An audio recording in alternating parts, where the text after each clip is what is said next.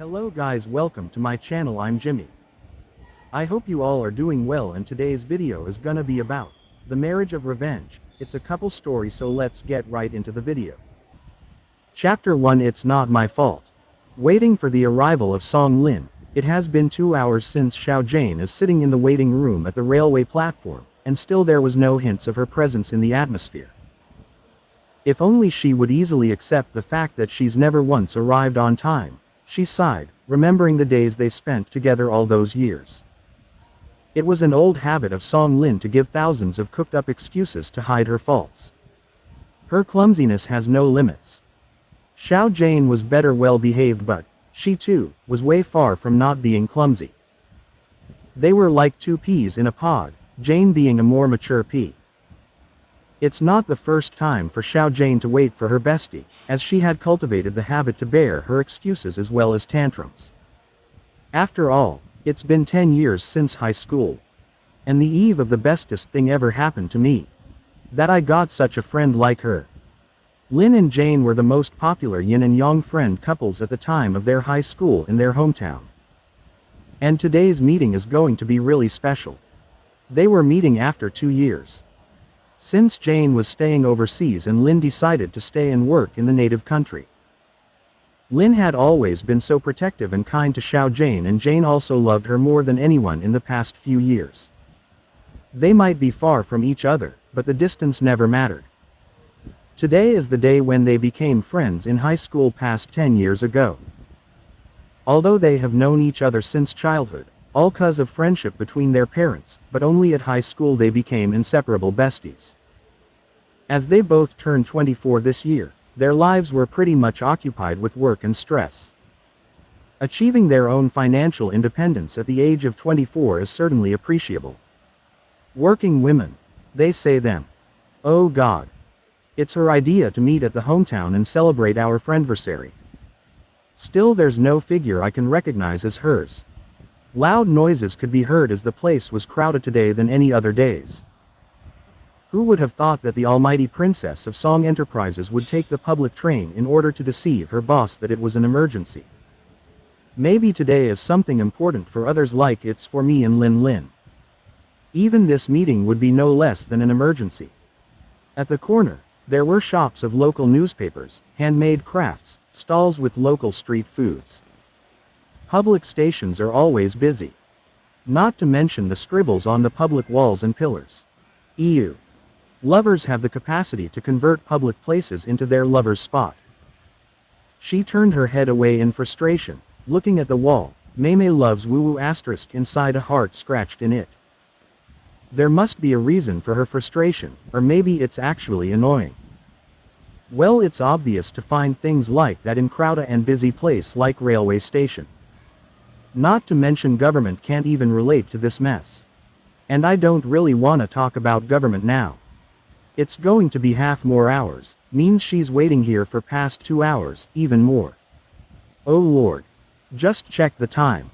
2.5 hours. I don't know the degree of my boiling rage with each passing minute, but I am pretty sure to give a thick pinch on her cheeks. Never gonna leave her most annoying habit of being late at the crucial time. She whispered while looking at her phone, reading a text saying, arriving in minutes. So she meant 150 minutes in total. Wow. I'm not even surprised at this point. Although Xiao Jane was annoyed by her bestie's slacking, for making her wait hours. But in reality, she had missed her all along. The moment she will appear, it would be better than anything happening in her world. This is the reason now she have to bear her messy behavior and tantrums. And that's why they're best friends, right? But anyway, this kind of friendship is really rare to find. Xiao Jane was unable to notice her surroundings.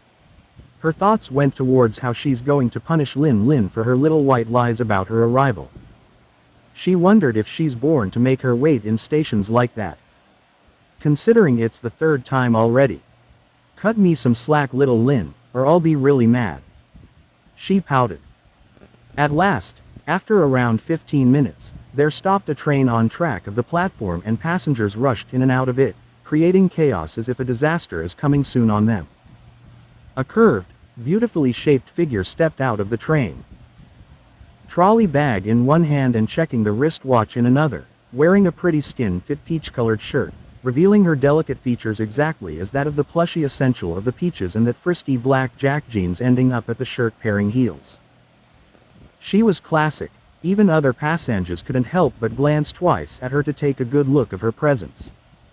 She was looking around and in her mind she said, Jane, please forgive me one more time. I promise I will treat you to the best restaurant and will pay for my fault. But this one time. I know you can't help it out when it's me in front of you, hugging you tightly in my embrace after so long. Muddled in her own thoughts, Song Lin swept her eyes across the whole platform when finally her almond-curved black eyes landed on the sitting figure of a lady, inside a resting room, beautifully resting her one hand on her chin. The sky-blue-colored casual gown just suits her white jade skin.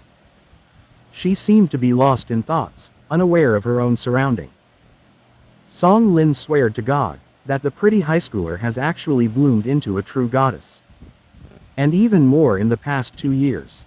The goddess of beauty. My Jane. Song Lin thought it would be best to surprise her and hug her from behind. She tiptoed her movements, carefully longing her trolley bag aside and jumped on Xiao Jane, pulling her up in her grasp. She exclaimed, Jane. How long it's since I last gave you a hug, are you eating well? Oh dear beauty, you look too skinny. I missed you girl. Do you miss me too? Jane gained her consciousness as she guessed that Lin must have tried this trick to change the late arrival topic. She can't bicker with someone who's hugging her, especially when it's Lin. She feels somehow safe when someone hugs her. Still, Xiao Jane was not kind enough to get tricked by the little devil and fall for her cuteness. Xiao Jane said, trying to control her smile, why are you late again? It's past 4 already, Dumbo. Even after knowing the fact that it's the most special day for us, how can you be so careless? Jane enunciated each word with a little anger contained chill in her voice, maintaining a poker face. But it's not my fault, Jane. You know She tried to explain, but her mouth got sealed. Not her fault. As expected. I stopped at a cafe but they didn't have my favorite drink. She looked at Xiao Jane, whose expression were saying, unbelievable. In her head Jane knew that she was right somehow, but what's the point? What can she do about her? It's her Lin after all. The sun was setting deeper into the horizon and cold breeze of early June was giving chills. Chapter 2. Where had he gone? Back to the moment where Lin tried to trick Jane with her cute antics. Xiao Jane slightly pushed her up. Yes, my Lin. Continue. You. What? I'm sure I didn't hear you clearly. A cafe and a drink was it. She raised her eyebrows at that cute-faced girl. Song Lin. Jane.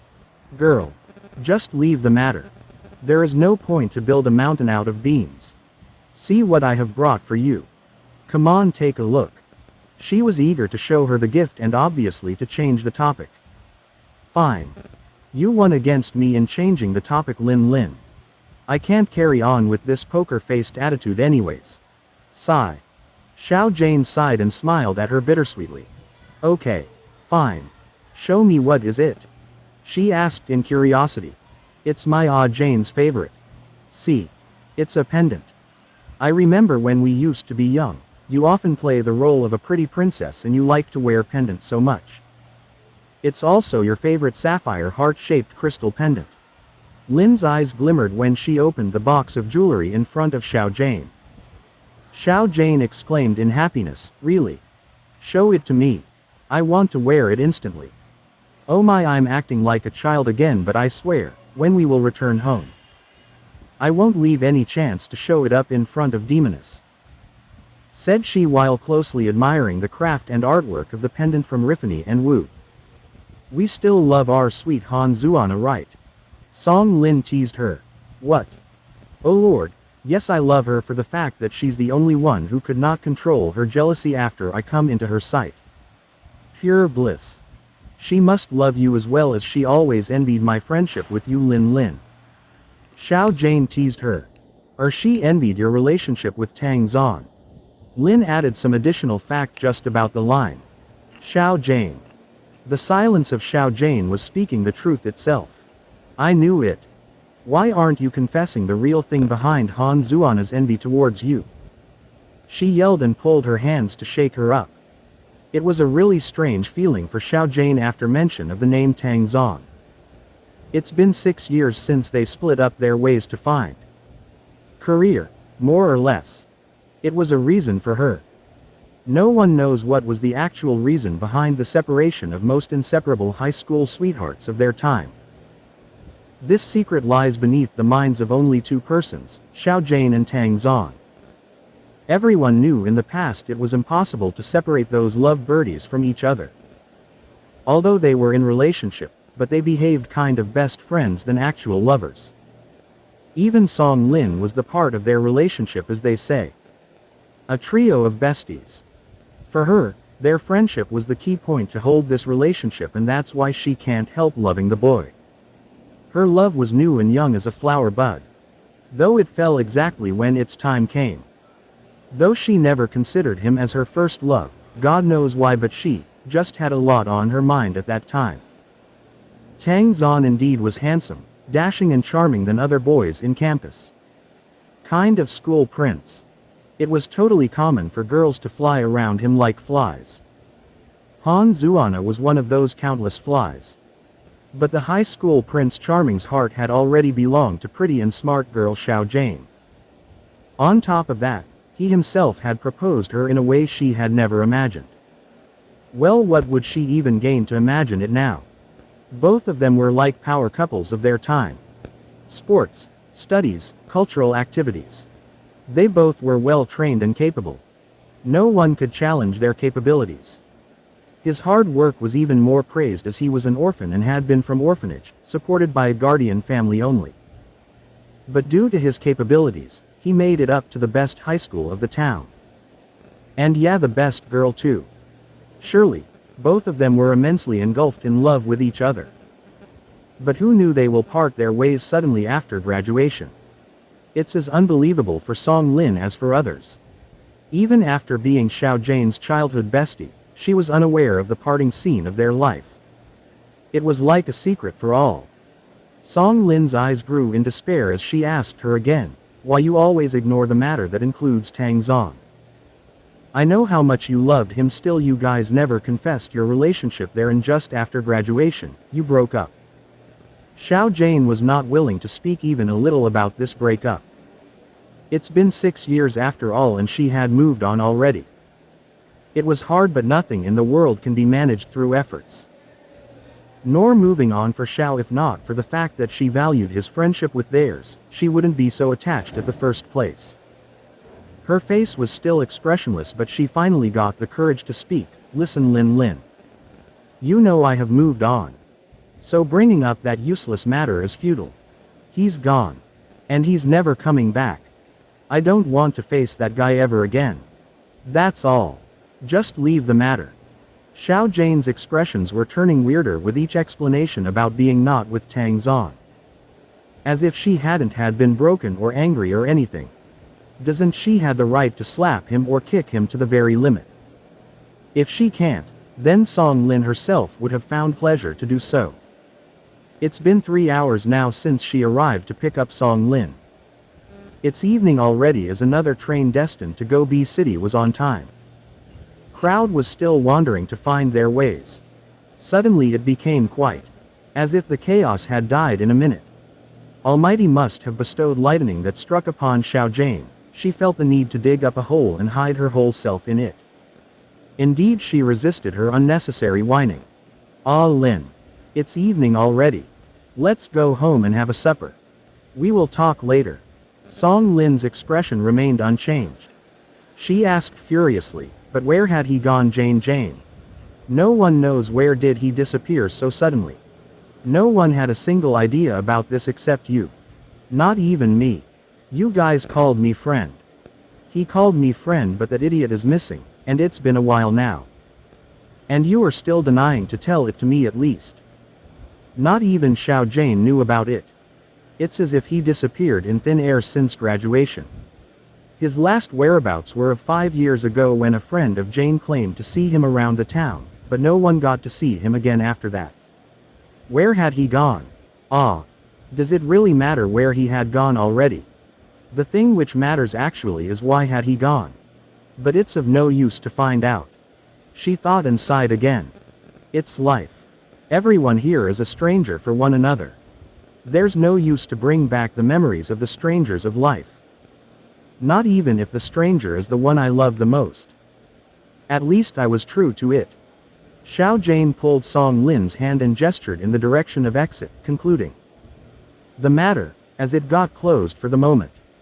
She promised herself that no new chapters will be added in her life that will witness the presence of her ex-boyfriend. Or even if it will, she won't allow herself to get carried away in the way to devastation. Chapter 3 Father, it's totally unfair. At Star's residence. Soon they arrived at Jane's home inside the Signature colony of villas, the perfect childhood perch of both the girls. Song Lin felt a nostalgic relief of being back at home. Her eyes glimmered with the sight and the air. Xiao Jane's parents always had treated her like their own daughter. Since she lost her parents at very young age and raised by her grandparents only, it was a total different and elegant feeling to have the love of the parents. Though she miss her parents, Xiao elders had never tried to replace their place, they just tried to fill the emptiness inside her with their care and support. Song Lin wanted to capture each of the moment and pictures with her eyes, before returning to her work, to inhale the fragrance of the peaceful air of home. Only people living away from home can understand this easiness and comfort. Xiao Jane, too, was happy when she arrived at her hometown a week back. She had been engaged in her job overseas. No one knows what kind of job she is doing except her parents and Lin, something she has a passion for since childhood. People may suspect it must be one of high-ranking jobs with monthly income of millions or billions or something. They might be right, but what matters for Jane is the satisfaction she gets from her work. Her younger brother Xiao Guan is at last year of his graduation, he's 22 now. Soon when he will apply to his company for internship programs and after gradual promotions, he will ultimately be chosen as the next CEO of Xiao Empires and will lead it further. They usually belong to a rich family, had first-class living standards, own company and multiple subsidiary businesses. Father Xiao Ming never wanted Xiao Jane to do job on her own at overseas. But still she insisted, so no one dared to oppose her decision. She always gets support of her mother more. Mother Shi Cheng was happy with her progress, considering it's something she likes to do. She planned to return home for a long vacation as her father insisted her to come. She wanted to return on a special day. She remembered its importance and even called Song Lin here to join the family, take a break from work and celebrate their friendship of 10 long years. When they entered the home, Mother Shi Cheng greeted them with huge smile. She pulled Song Lin in her embrace and kissed her on the cheek, blessing her. Xiao Jane intentionally twisted her mouth in a sweet pout and said, "Mother forgot her first daughter when second came. I see I am being neglected here." And with these she started fake crying and winked at Song Lin. Mother Shi Cheng is aware of her daughter's childish tantrums. She and Song Lin both knew it and pulled Xiao Jane into a deep embrace. She smiled and hugged her mother and Lin. She felt relief and comfort. Father Xiao Ming saw the scene from behind and replied in a pitiful tone. "So none of my daughters loves me. They only care for their mother. I see. Who would even care for an old man now?" After listening to his words, the three of them bursted out into laughter. Xiao Jane gestured Song Lin and both of them hurriedly ran and bumped into Father Xiao Ming and hugged him tightly from both sides. "Ah Lin, Father was throwing tantrum too, and you ask me where I got this behavior from, haha. But he doesn't know. His daughters loves Father the most too. Yes Jane. We love Father and Mother the most." This was a happy and long-awaited gathering of children and parents. They took their night meal, talked a bit, Mother suggested they should rest and Lin must be tired from her journey, and after dinner, both besties dashed into Xiao Jane's bedroom. It seemed like Father wanted to talk to Xiao Jane a bit more, but Mother Cheng sent them to rest. As soon as they entered, they decided to discuss anything new or spicy that happened recently in the independent life they were living. Xiao Jane was about to speak when they heard a knock and Father Ming's voice rang into their ears. "Ah, Jane. Father wants to have a word with you first. Come down and we will talk in the study," he said and left downstairs. Xiao Jane was a little sad to leave Lin Lin alone even for a minute after all this time, but she can't disobey her father and act like a child again. If he came all the way here to talk, it must be something important, she thought. She pressed Song Lin's hand in reassurance as to say she will come soon. Song Lin understood her. Xiao Jane left the room and let out a deep sigh. At Xiao Ming's study. "Father, you called for me?" Xiao Jane asked in a curious as well as suspicious tone. At first he looked at her with heavy eyes, took a deep breath, then finally spoke. "Ah, Jane.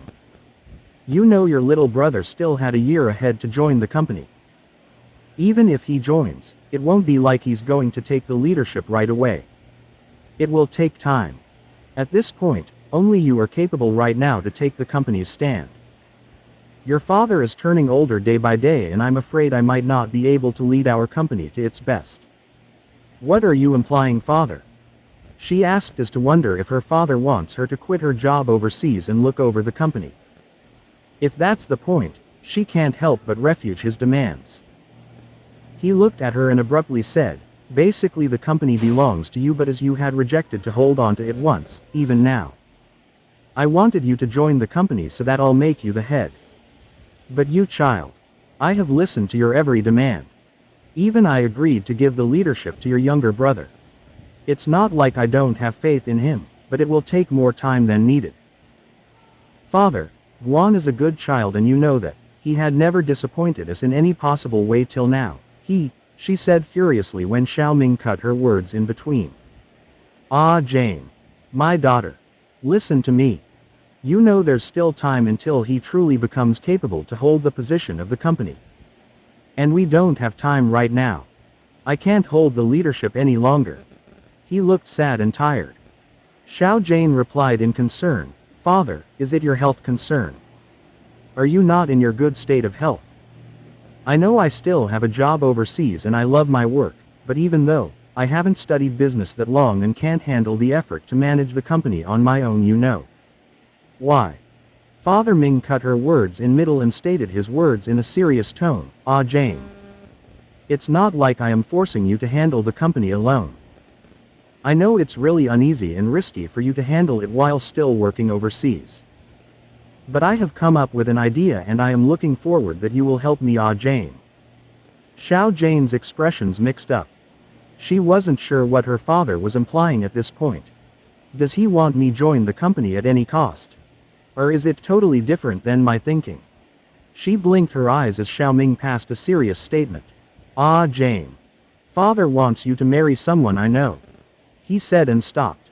Xiao Jane couldn't believe her ears. What she heard was something, not in her rarest nightmares, she had expected to hear, after coming back to her hometown. Her eyes went wide-stretched as she exclaimed, "Father, are you really asking me to marry someone at this time? What's the point in relation between company problems and my marriage? Am I a burden to you now? Father, how could you? It's totally unfair. How can you?" She felt betrayed and blabbered every possible hurtful words she could so that she can hear her father say that she heard him wrong. But Xiao Ming was silent.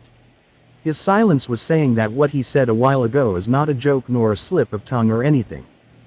It was true. That he wants her to get into an arranged marriage. When he refused to say further, Xiao Jane found it better to stop saying anything. As the matter of fact, she was unable to digest the words of her father. Marriage. With someone I don't even know, it's unfair.